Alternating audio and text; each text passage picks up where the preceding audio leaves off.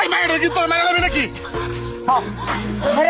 আমাদের বংশে 14 গোষ্ঠীর মধ্যে কারো মায়া বাচ্চা আগে হয় না, সবার ছেলে বাচ্চা আগে হয়। আব্বা তুমি কি লেগে বুঝতেছো না? আমার ঘরে প্রদীপ দরকার, আমার বংশের প্রদীপ দরকার, আমার তো মায়ের সন্তানের দরকার নাই। তুমি এটা বুঝতেছো না কি লেগে? সব আরে ওর দোষটা কি? ওর তো কোনো দোষ নাই, এটা দিচ্ছে আল্লাহ। আপনার সমস্যা ওর যদি সমস্যা না হইতো তাহলে তো কন্যা সন্তান হইতো না, পুরো সন্তান হইতো। ও একটা অলক্ষী। তুমি একদম চুপ করো।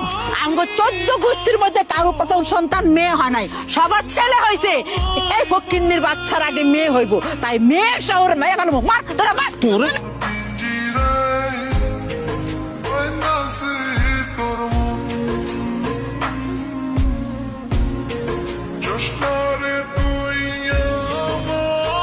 ওরে বাবা রে বাবা, নবাবের বেটি, হ্যাঁ আরাম করে ঘুমাইতেছ?